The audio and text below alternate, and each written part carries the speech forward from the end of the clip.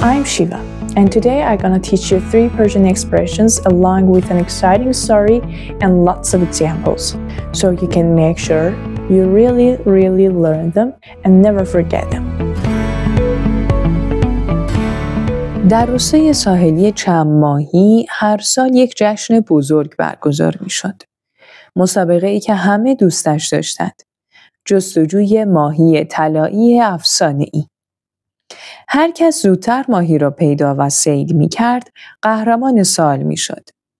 2 دوست قدیمی، سهراب و یاشا، آن سال برای اولین بار تصمیم گرفتند با هم رقابت کنند.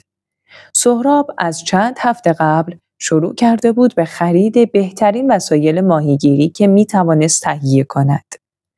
اما یاشا با اینکه وضع مالیش خیلی بهتر بود، هیچ وسیله درست و حسابی نخریده بود.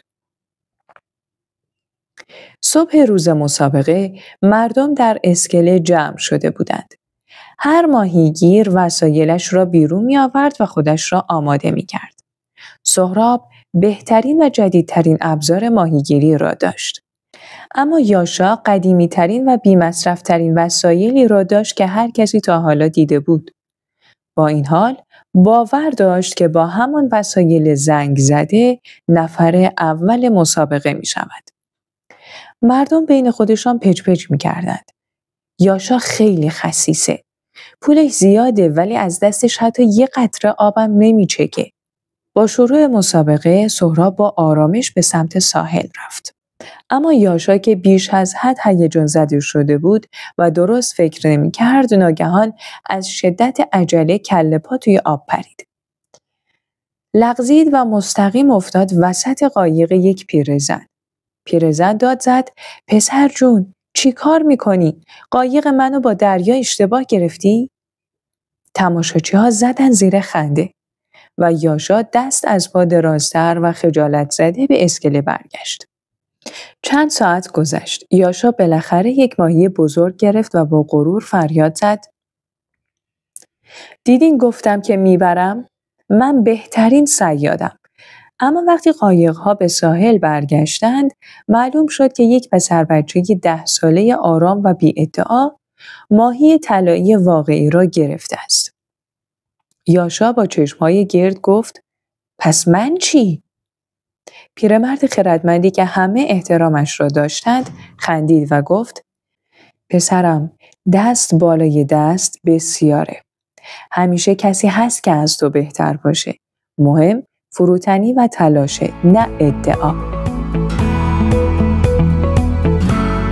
Number 1. دست از پا درازتر برگشتن means returning disappointed, embarrassed or defeated. For example, علی رفت به رئیسش بگه حقوقش رو زیاد کنن، ولی با چند تا سوال سخت مواجه شد و دست از پا درازتر برگشت. or رفت مسابقه بده و خیلی مطمئن بود برنده میشه، اما آخرش دست از پا درازتر برگشت. or توی امتحان عملی فکر میکرد همه چی رو بلده، اما وقتی سوالا رو دید دست از پا درازتر از کلاس زد بیرون. Number 2. دست بالای دست بسیار است. It means there are always people more skilled or capable than you.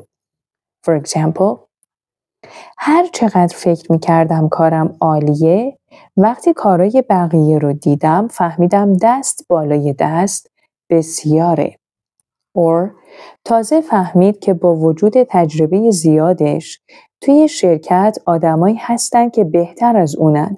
واقعاً دست بالای دست بسیاره. or وقتی نوجوان 15 ساله ای بازی شطرنج رو خیلی راحت برد، همه فهمیدن دست بالای دست بسیاره. Number 3. آب از دستش نمی چکد.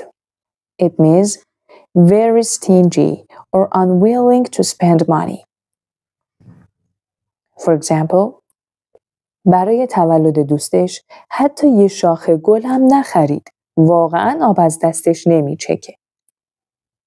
or هر وقت میریم کافی شاپ طوری رفتار میکنه که کسی ازش انتظار نداشته باشه حساب کنه. آب از دستش نمیچکه. or حتی برای تعمیر لوازم خراب خونه پول نمیده. آب از دستش نمیچکه. If you found these 3 expressions interesting and want to learn more expressions with stories and examples, make sure to subscribe the channel and turn on the notification bell so you don't miss any videos.